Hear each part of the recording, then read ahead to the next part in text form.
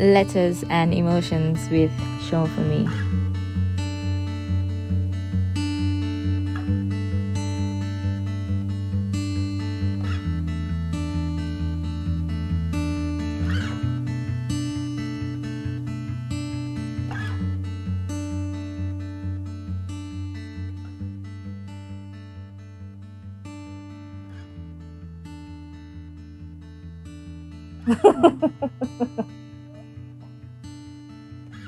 Vulnerability is such an interesting topic.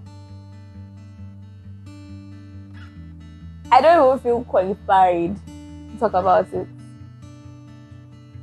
because I think that for everybody it would always still be a journey. So many things shape us, so many experiences determine a lot of things. Things change us, we evolve around certain situations, and at some point we would always somehow struggle with it, always somehow, I don't know, try to make sense of it. I think a lot of times it won't even be the default response I would have, right? Because why? So yeah, it's a tough one.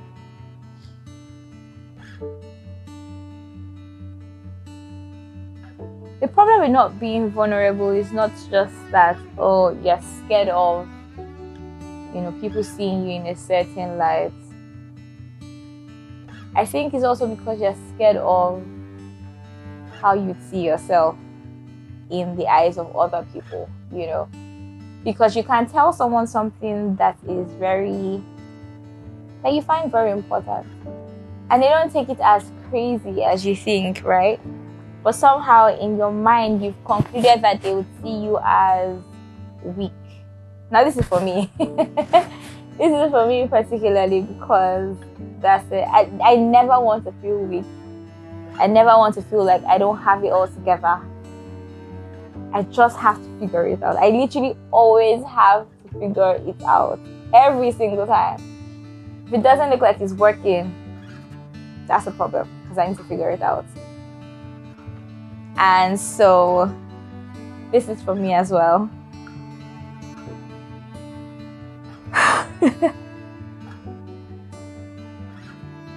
Growing up, it was easier to be a bully than be a girl. Let me give you guys the backstory. So primary school, I went to a British Montessori school. At that time, it was like the big deal. It's not like now where every expensive school is trying to make sure that your kids have an accent and everything. This was, everything, etiquette and all of that. So it was a pretty big deal at the time. And I was all polished, prim and proper, as you say. And then it was time for secondary school. I went to the ghetto. Okay, don't mind me. But it was actually ghetto, for real. And so when I was in school, I would get bullied a lot for how I would talk, how I would write, because it was quite cursive, and then they didn't understand why it wasn't just regular. It was cursive rather. And I wanted to make friends, I wanted to just be with my peers, but it just felt like I had to be someone else entirely. That went on. At some point, I grew tough skin and started to show people pepper. Now I apologize to everybody that I may have stressed out, let me use that word, in secondary school, but it was me responding to how I had been treated over time, right? And so, again, in this period, my mom, my amazing mother, was trying to conclude her PhD at the time. So she was traveling a whole lot. And there was me living with people everywhere. And one time, I was just like, I can't do it again. Trust me enough to leave me in the house. I was really young. In fact, this thing started before. It's like my first year in secondary school, like JSS1. And so up until senior secondary school, I pretty much was home alone for the most part of everything. So I grew up having to take charge. I grew up having to fix things myself. I grew up having to just figure it out, somehow. You have to figure it out. Especially when you know that mom is coming back. Figure it out. But in a period where she's not around and there's nobody monitoring you, a lot of things can happen. And a lot of things did happen. And for me, that was when I started to build walls, because I didn't think I had anybody close to me that I could talk to about things that bothered me. I had so many questions. One of the questions I had first was about my dad. And I didn't think I could ask anybody. I mean, I had my siblings, right, that love me so much, by the way, and I love them so much as well. But I didn't think I could ask them. I wasn't sure how they were going to respond to it. I wasn't sure how they were going to react afterwards. I wasn't sure what response I was going to get. I didn't think I was going to be taken seriously as well. I didn't think that they would care much to tell me or not dismiss me. And that was something I was consciously trying to see through. Like, I don't want to be the type of person where you say something and they're like, I beg. I like to be taken seriously, And so it just went on for years, me having questions in my head and not getting answers. And so I decided in my heart that I was going to wait till when I was done with uni, so that nobody would tell me, oh, I want to tell you this, but you're not mature enough, or let's get your studies out of the way. And so I remember being done with school. I had gotten a job just immediately after my exams, before I even defended, actually. And so one day I called my brother. He came over to my house. That meant a lot to me. And I just asked him about my dad, because, it wasn't anything that we ever talked about growing up. I remember him telling me everything he knew. I mean, he was also young at the time that things happened. And I was like, oh, okay. It took a lot for me to ask him. So my brothers are like my dads. And this particular brother, I see him as my dad, right? So when he spoke to me, it just felt like, oh, okay. This person that I hold in such great esteem holds me in great esteem as well, to tell me the truth, right? And that was beautiful. I think that was the first time I tried to be vulnerable about anything ever, right? I think about how long it took me. I had questions since I was a little girl, and it took me finishing uni to even try to ask those questions, So yeah, I think that it's everybody struggles with it in some way or the other. I know that there are certain conversations I don't like to have. I'm okay telling you that, oh, I like you. Or, oh, okay, I like you, but like the conditions are not right now. I'm okay telling you no. Like, no being no on anything. Oh, do you have this? Can you do this? No. I don't have a problem with trying to please everybody. Right? But I have problems with money conversations. I don't like talking about money at all. I don't like talking about money. I don't like talking about... I'm not even sure what else I don't like to... I think I've walked around certain things now, so I'm a lot better with certain conversations. But the money one, God is helping me. Right? And yeah. In dark times, I've seen that I'm not able to express myself. You guys, I know I talk about like breakup stuff a lot, yeah.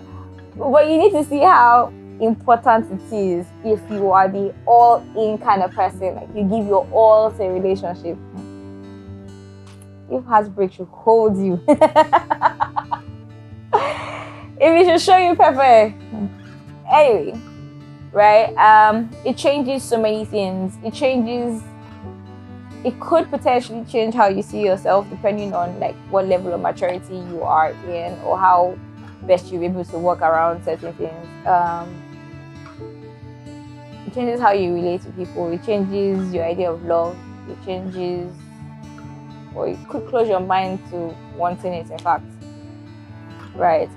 And so when something will hurt me so bad, or someone will hurt me so bad, romantic or non-romantic, I never knew how to express it in the open or to people.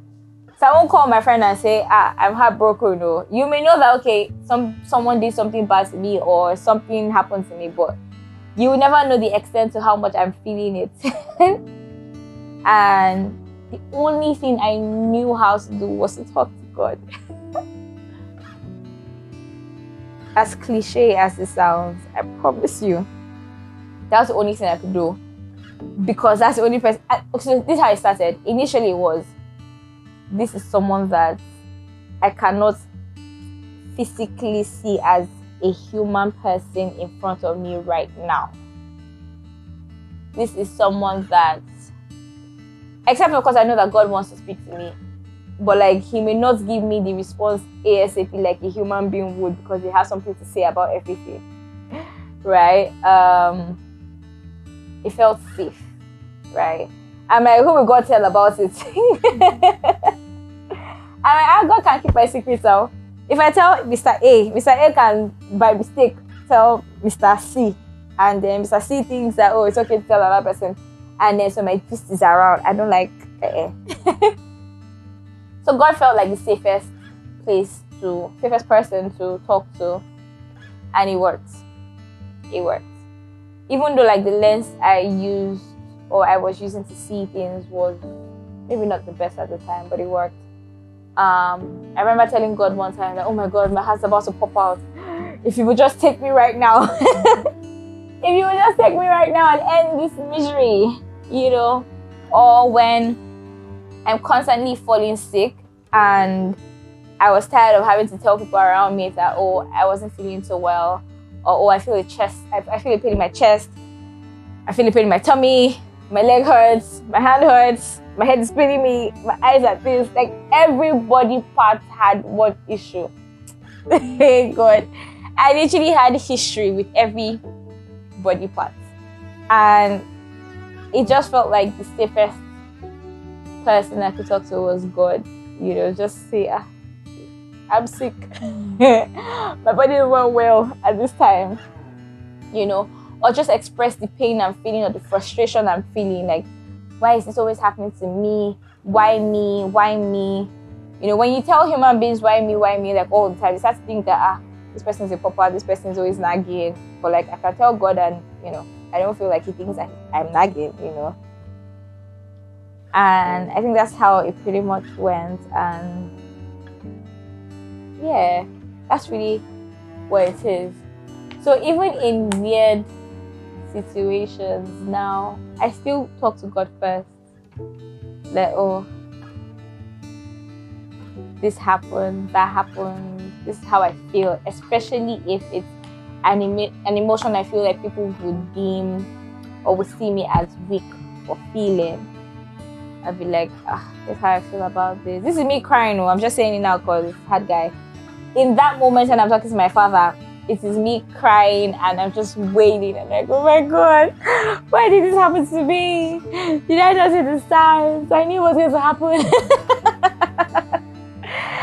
I knew it was going to happen. And I'm like, if you would just take this pain from me.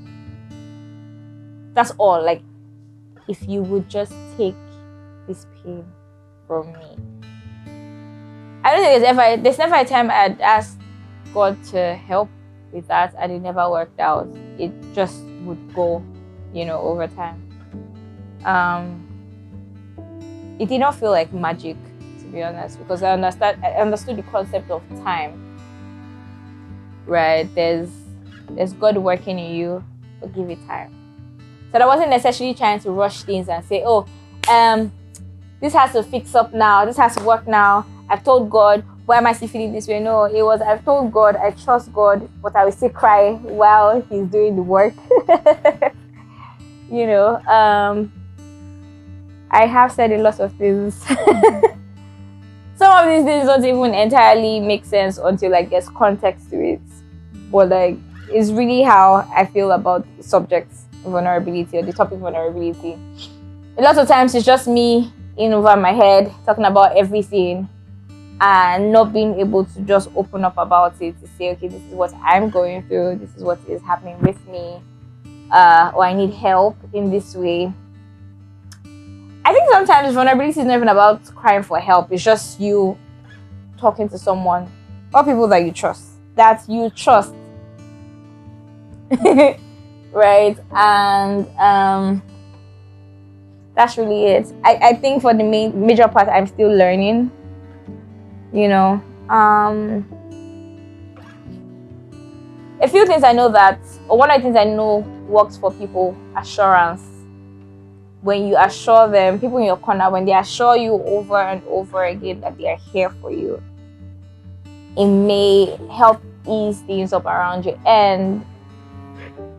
But I've also found that there are people that will never necessarily tell you that you can trust them, will never necessarily try to get you to say anything, but you're very comfortable saying everything to, like, even when they don't ask you, you probably will just say everything and like, oh, okay. I think some people also find solace in telling strangers their secrets. For the kind of person I am, it is a difficult one because it doesn't come easily, right? And I still feel like I will meet them somewhere else. I don't want you to meet you like 5 years down the line. You're like, oh, so how fun? I'm like, how'd you know about that? You know, so I would naturally not be a stranger person, but if that works for you, I think it works for you. God brings people to our lives for a reason.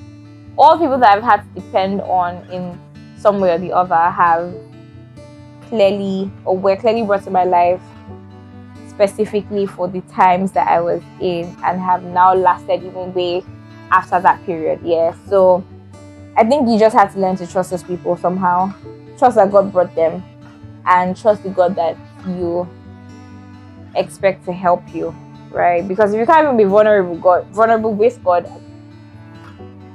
I'm not sure that works. I'm not sure that there's any coming back from that, because I don't know what will happen if I can't tell God that I'm stuck. I need help. Right? I think I talk to God about these things first before I even talk to human beings, because why not? Right? Again, it's a pretty hard conversation to have. These things mean a lot to you. So many things have happened to you. Oh, I remember one particular case like this. This is so sensitive. Okay.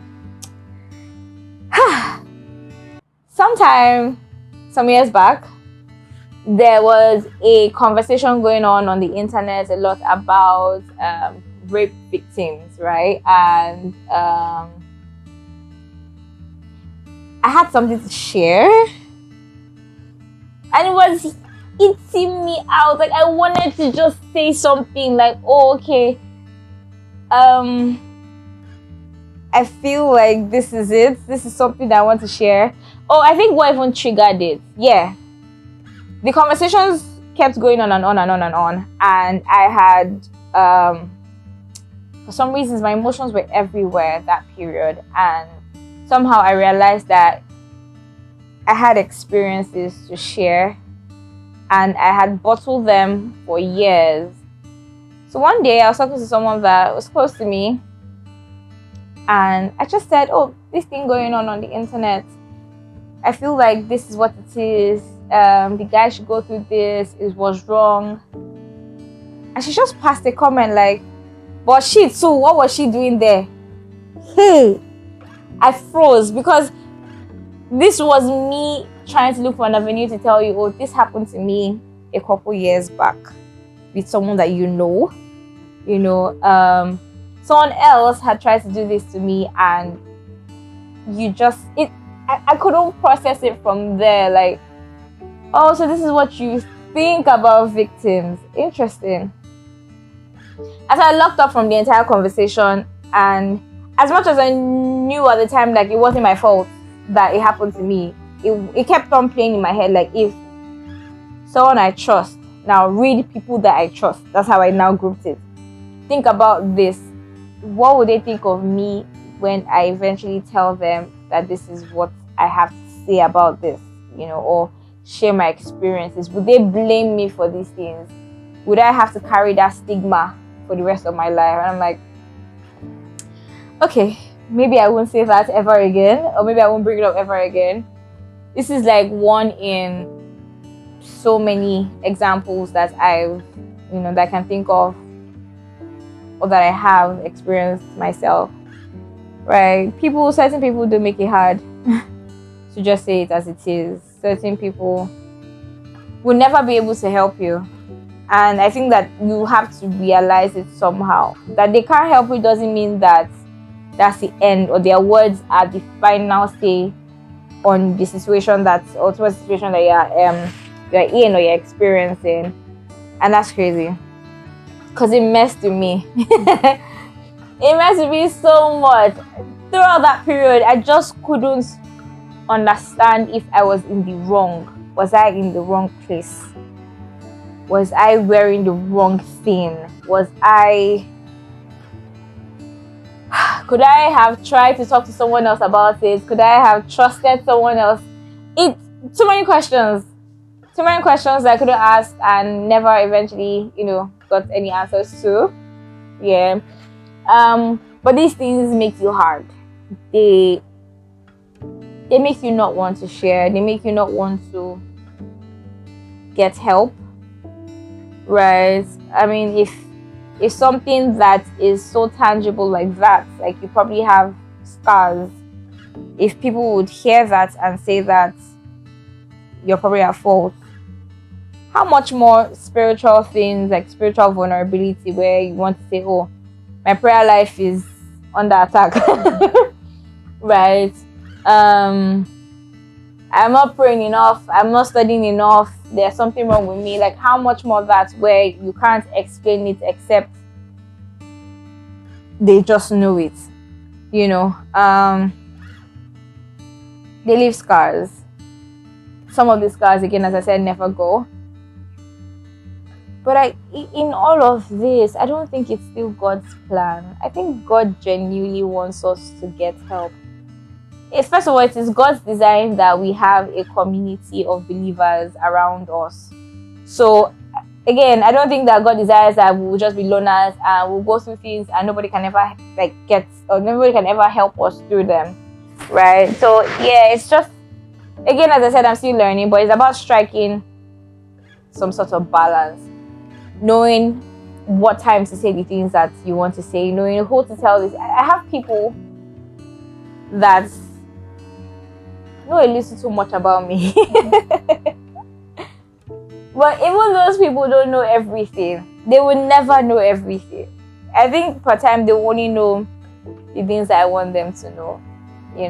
I remember there was a period in my life where I don't think I was talking to anybody about anything. And my pastor would call me to say, oh, so for me, how are you? Good afternoon, sir. I'm fine, sir. Are you okay? Very well, sir. That was my default answer. Very well, I'm great. And he said,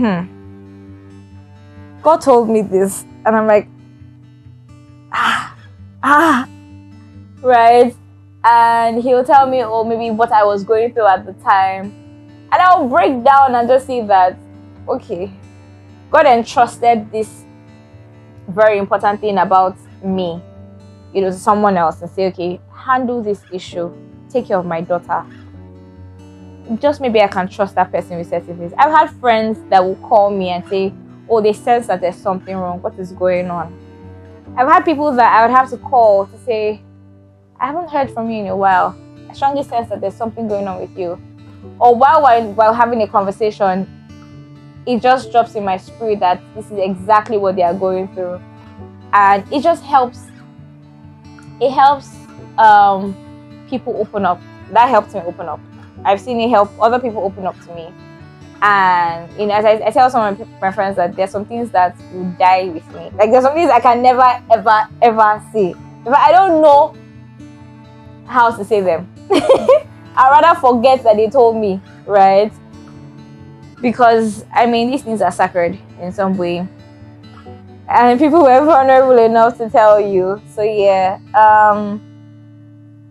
So I think like a huge part of friendship is the spiritual side, because all the people that know the most about me was because they were sensitive enough in the spirit to know that there was something going on with me. Like that's my 2 cents of like my personal experience, right? I don't go in depth to things with just anybody ever. I need to know that God trusts you with my life, and then I can trust you in my life, right? I think that's pretty much how it is. So yeah, take your time, find your people, but don't be a loner. Everybody needs someone, right? Don't be a loner. As a believer, the safest place will be within believers. Shine your eye. But the safest place is still within the body of Christ. Nobody will give you the soundest of advice that would not just help your mind but your spirit as well. You need people that you can tell certain things and can take your matter up in prayer. That's how big a deal it is. So yeah, that's honestly my 2 cents and my experience, my short experience of vulnerability. Screw.